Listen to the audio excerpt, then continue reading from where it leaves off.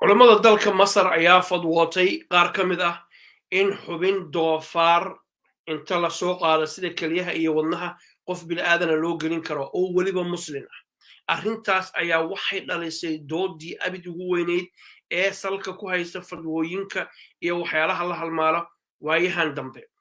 Haddaba arrimahaas ayaan jeclahay xubinta xaaraanta asalkeeda ahayd ee la xalaaleeyey ayaan jeclahay inaan idinkaga dhaco, laakiin sheekadu laba weji ayay leedahay. Bal marka hore aan idinkaga dhaco siday sheekadaanu ku bilaabatay iyo meeshay ka timid. Dhakhaatiirta dalka Maraykanka ayaa toddobadii bishii koowaad 2022 waa sanadkan haatan aan ku jirnay oo 2 bilood iyo wax yar laga joogo ayay subax aroortii 8 subaxnimo iyo barkii ayay waxay bilaabeen inay qalliin ku sameeyaan nin magaciisa la oran jiray David Bennett oo da'diisu ay ahayd 57 jir ay ahayd. Ninkaas oo wadnahiisu uu aad u liitay, muuqaallo iyo sawirro ayaan idinkaga haynaa markuu caafimaadka qabay isagoo isbitaalkii la dhigay iyo dhakhaatiirtu waxay yidhaahdeen iyo qalliinkii inkastoo aan idinka qarin doono sida loo qalay oo saxaafadoona ay baahaysay, laakiin waxaan isleeyahay ma habboona in la soo daayo. Ninka odayga ah ayaa qalliinkaa loo sameeyey, waana markii ugu horreysay oo wadne inta laga soo saaro doofaar qof bila'aadana loo geliyo. Wadnihiisu aad buu liitay, dhakhaatiirtuna waxay sheegeen inuusan wadno bila'aadan qaadan karaynin. Sidaa awgeed ayaa waxaa la yidhi wadno doofaar ha la siiyo. Doofaarkaas oo in muddo ah lagu hayay xarun gaar ah oo shaybaara oo lagu barbaarinayay ayaa waxa laga saaray baa la yidhi hiddasidihii wadnaha doofaarku markuu da' gaaray, ayagoo adult bay leeyihiin doofaar qangaaray weeye af Soomaaliga. Markuu gaaray ayaa waxaa laga soo saaray doofaarka wadnihii. Wadnahaas marka waa genetically modified, waa wadno la macmal laga dhigay oo daawooyin iyo waxyaalo fara badan markaa lagu farsameeyey weeye, si loo farsameeyey. Marka 12 jiin baa la isweydaarsaday oo ah 12 jiin oo doofaarka wadnihiisa ku jira ayay dhakhaatiirtu ka saareen. Muuqaalka hadda gadaashayda ku yaallo arkaysaan waa qalliinkiisii oo sax ah, muuqaaladii laga baahiyey weeyaan.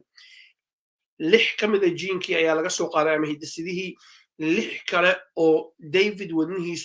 jirkiisu inuusan wadnahan doofaarka diidinna waa lagu muday. Marka waa wadno la farsameeyey. Wadnihii marka lagu tallaalay,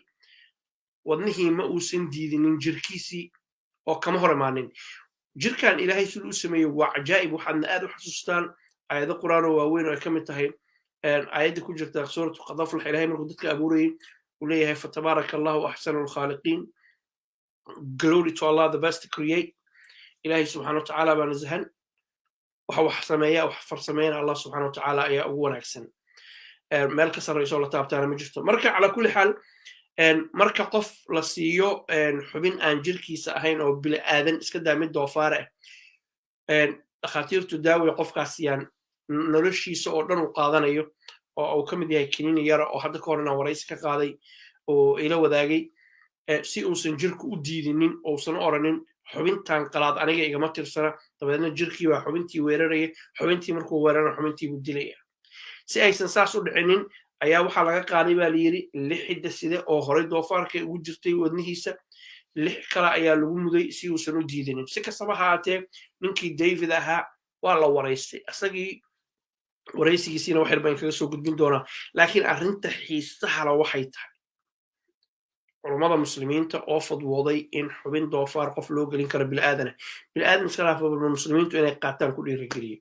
waa qaybta dambe barnaamijkeena. Si kastaba ha ahaatee, ninkii David ahaa markii la qalay, dhakhaatiirtu waxay sheegeen inay ku guulaysteen, arrintaanuna ay tahay qalliinkiis inay ku guulaysteen, arrintaanuna ay tahay waxay ugu yeereen game changer. Game changer waxa weeye yacni wax wanaagsan oo beddelay wixii hore oo dhan oo cusub oo haatan technology cusub la gaaray oo dunidu markaas ay badbaado iyo horumar tegayso. waxaan tusaynaa haatan David siduu markii hore ahaan jiray. Sawirkan wasaga kan hadda idiin muuqda waa David markii uu caafimaadka qabay ordayay. islaantiisii ayaa garabka gacanta ka saaran oo sawirka kula jirta saad arkaysaan. dhanka kale haddaanu eegno waa kan markii David subaxii aroortii isbitaalka la geynayay sawirkaas waa asaga isbeddel aad iyo aad iyo aad u weyn ayaa ka muuqda kan waa kii hore uu caafimaadka qabay kan waa markuu xanuunsanayey sawirkaana waa subaxii aroortii markii isbitaalka la geeyey ee qalliinku uu soo gabagaboobay ee qalliinka loo diyaarinaya ama uu soo gabagaboobay ay idhaahdee isagoo xaaladiisu ay aad iyo aad u liidatana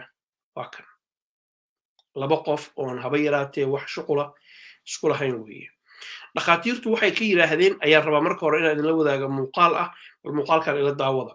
man who received a heart transplant from a pig has died. David Bennett was 57 years old. He'd been battling a terminal heart disease. Doctors say the pig heart was Bennett's only option. He received it just 2 months ago. waa hagaag daawadayaal saad arkaysaanba kaas waxa uu ahaa waa david waa ninka odayga waxa uu dhintay david sawirka hadda idiin saaran waa asaga waxa uu dhintay 8 bishan march aan haata ku jirno maanta waa 11 bishu 8 bisha ayuu dhintay dhakhaatiirtuna waxay yidhaahdeen waxba waa laga qaban kara waa geeridiisii asaga ayaa waxaa la yidhahday waxa la weydiiyey wadno doofaar baa lagu gelinayaa sidee u aragtaa waxa uu yidhi david wax kale ma haysto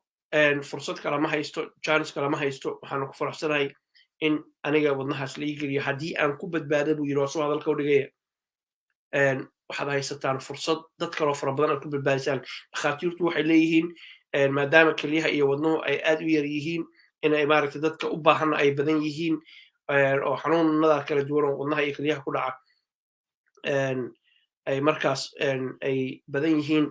organ donorkiina uu yar yahay halkan waxaa looga faa'iideysan karaa dhakhaatiirtu leeyihiin in dad fara badan xubnahan doofaarka la geliyo hadday wadnaha ahaan lahayd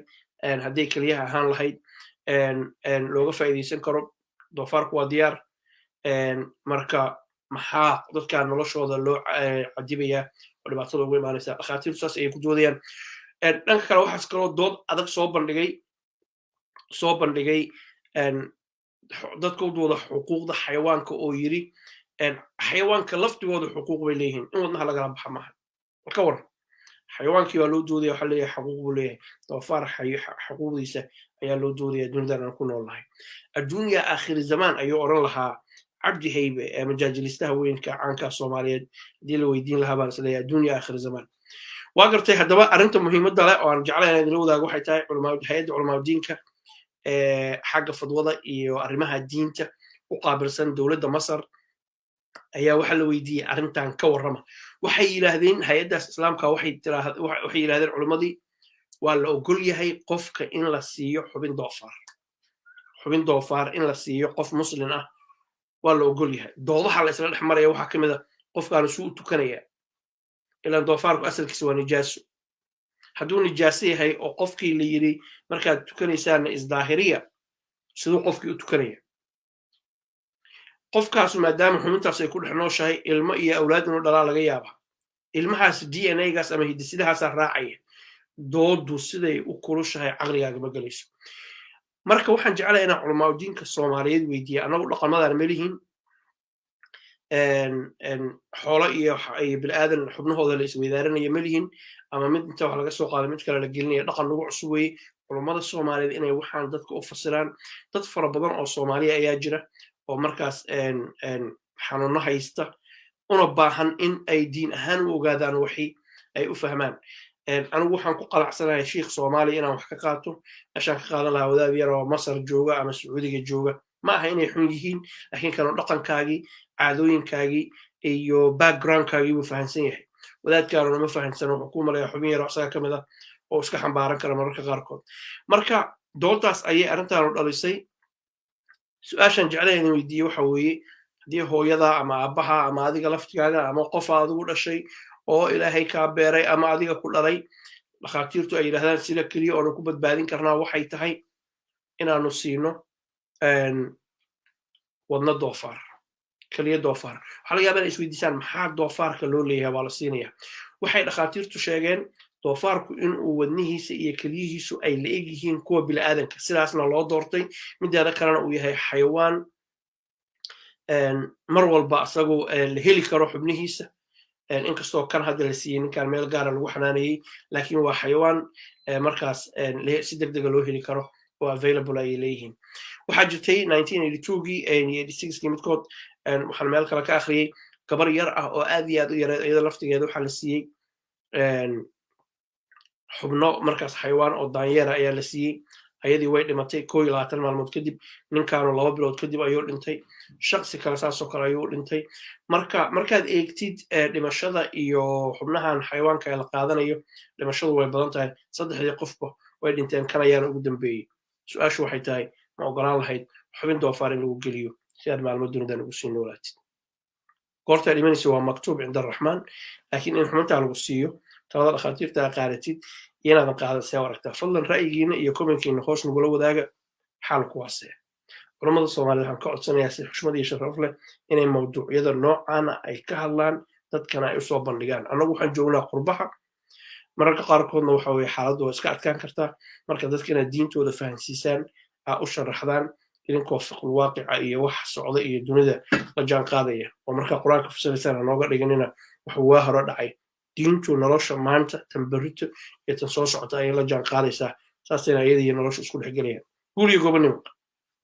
soomaali diida ceeb naftiina ka dhowracay waa mahadsantiin